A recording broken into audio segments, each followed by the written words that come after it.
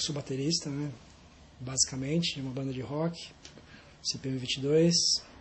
Meu nome não é Japinha, logicamente, é Ricardo de Roberto. Sempre fui roqueiro, né? Meu estilo preferido de música é o rock.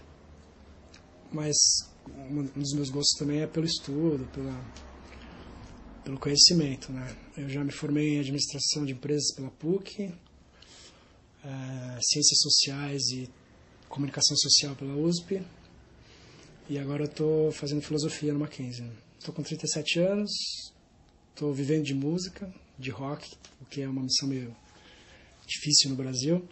É possível viver de arte, ao mesmo tempo que tem pessoas que produzem arte excelentemente e não são remuneradas ou bem remuneradas por isso. Eu, sendo membro de uma banda de rock, eu acredito que a gente tente produzir arte, no caso música, mas de acordo com o que a gente gosta, de acordo com o que a gente sente. De certa forma a gente consegue, em boa medida. E ao mesmo tempo, sendo uma banda que está exposta ao mercado, a gente também às vezes tem que se adaptar, tem que fazer um trabalho às vezes que não é tão condizente com o que a gente acredita que seja a arte, mas a gente tenta levar sempre pelo lado mais digno, né, que a gente acha mais fiel às nossas convicções. Eu conheço muitas bandas que fazem o som que elas acreditam e de repente não é comercial, só que elas não ganham tão bem, senão simplesmente sobrevivem, existem. Ou pior que isso, elas têm que ter outra forma de trabalho, de remuneração para poder produzir a música deles, né? Eu vivi épocas da minha adolescência, dos meus 20 e poucos anos, em que as rádios tinham um discernimento muito maior, no sentido de atingir os gostos X, Y, Z, variar bastante a programação, ter nichos para todo mundo, todos os gostos, ou quase todos os gostos. Não é impossível, né, atingir todo mundo, mas havia uma menor massificação. Só que a disputa pelo espaço comercial é muito grande e cada vez mais elas estão se homogeneizando, no sentido de colocar o que vai vender com certeza. Então, para se garantir, elas utilizam o que há de mais comercial, e você vai trocando de estação assim, na rádio, nas FMs, você vê que a mesma música está se repetindo em 3, 4 estações, o que para eles parece ser uma fórmula de ganhar mais dinheiro, mas ao mesmo tempo eu acho que estão afastando assim, os ouvintes, né, das rádios. A rádio está perdendo o conceito, assim como a MTV um tempo perdeu, por causa dessa homogeneização.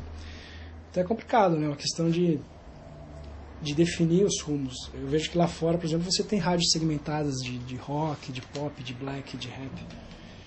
E elas sobrevivem bem.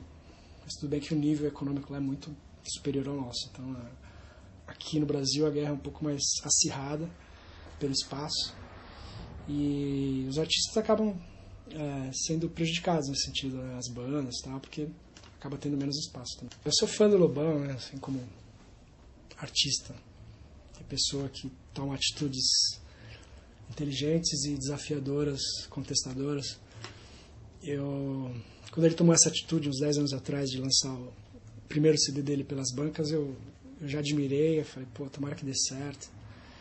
E de certa forma deu. Eu não sei quanto ele ganhou ou deixou de ganhar, mas na minha visão eu acredito que deu certo, porque foi um marco na história. Foi uma atitude que de repente mudou os rumos da indústria nacional. E até hoje tem gente tentando, ele mesmo continua. Então acho que são caminhos que os artistas, as bandas, os músicos têm que de repente optar, porque na verdade é uma questão de sobrevivência, assim, né? Se você quer viver de música, ou tentar pelo menos viver de música, você tem que ver quais as possibilidades. Sei lá, 10 anos atrás eu poderia estar falando outra coisa, porque a realidade era outra, mas hoje em dia com a velocidade da informação, da internet, e da pirataria, e da tecnologia, a digitalização da música, o artista tem que buscar os espaços viáveis. Hoje em dia a internet é um dos melhores caminhos, né? Ao mesmo tempo que acabou com o mercado fonográfico brasileiro, praticamente. ela é um caminho super democrático, onde todo mundo pode expor o seu trabalho. Então, acho que cada músico, cada banda tem que ver o que é melhor para si. A gente encontrou esse caminho. O Lobão, para mim, é um dos cernes, um dos ícones da intelectualidade musical brasileira. E eu gosto muito das atitudes dele. Até me espelho, de certa forma, assim, de repente. Porque, além de ter coragem, você tem que ter inteligência para conseguir armar o esquema que você quer fazer. E isso não é fácil, assim, você ter as duas coisas. Então, você brigar com as majors, com as grandes corporações, e você tentar encarar o mercado radiofônico, televisivo, fonográfico, com as próprias armas, é algo complicado. Mas é uma saída também, né? A gente acabou de passar por um processo de fechar um contrato e a gente teve propostas de grandes gravadoras que não foram nem sequer próximas de boa do que um selo independente com que a gente fechou. E eu acho que é um modelo que está sendo ultrapassado, né, na verdade, porque eu acredito que ainda haja força para eles se manterem, tanto que eu trabalhei por anos com a Universal, com a Sony, com a Abril, e sou grato pelo período que a gente viveu lá.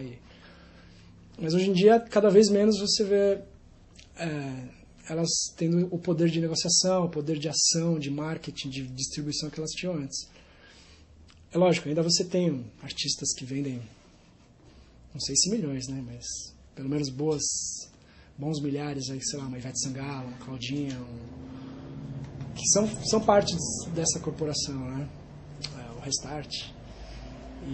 Mas aí você tem, a gente estava discutindo agora há pouco, de repente uma banda gigante como Calypso, ou mesmo os Racionais, que trabalham de forma independente e faturam muito mais sendo independentes e vendem muito mais sendo independentes.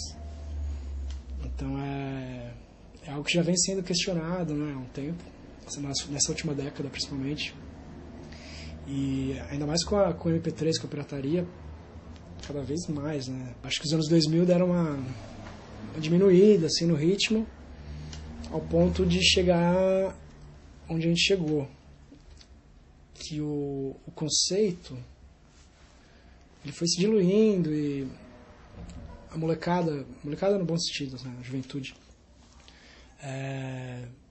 teve caminhos mais fáceis para atingirem o público, pela internet, pelo CD, pelo digital.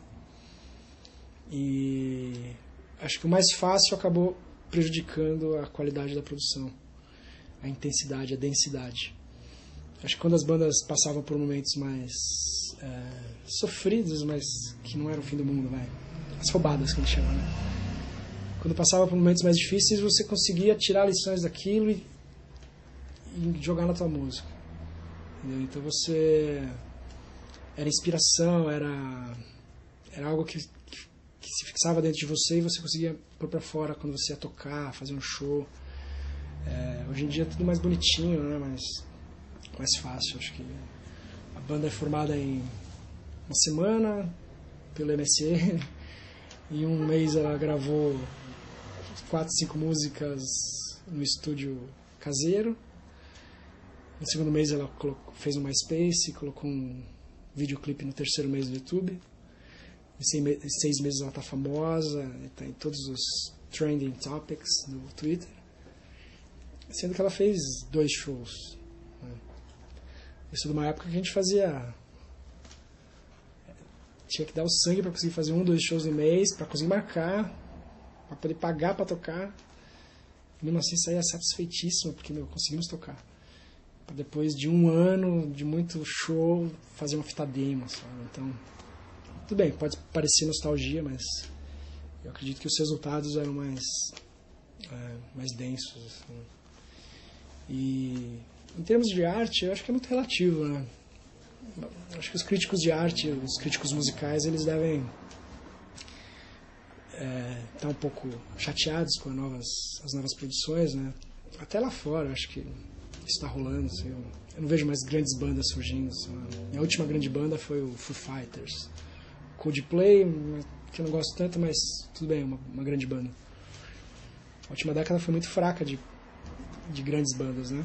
E aqui no Brasil também. Então é uma realidade complicada. Acho que a cultura atualmente está muito diluída, a informação está muito rápida, as coisas não estão se condensando de uma forma legal e a arte sai prejudicada, né? Acho que até em produção artística, como posso falar, nas outras artes, né? Artes gráficas, artes pintura, tudo, eu vejo que isso está um pouco mais perdido no meio de tanta digitalização, de tanta informação. A produção literária mesmo está ficando cada vez mais comprimida. Os 140 caracteres do Twitter estão roubando os textos dos bons escritores, dos colunistas. Então, é uma fase meio crítica, eu acho. Eu torço para que, de repente, isso se renove e se transforme numa coisa mais interessante. Mas, ao mesmo tempo, a gente tem que lidar com isso e tem que dançar conforme a música, né? Então, eu tento trabalhar com essa realidade, tanto na minha banda quanto na minha vida. E a gente vai produzindo e se adaptando, né? Vamos ver até onde que vai.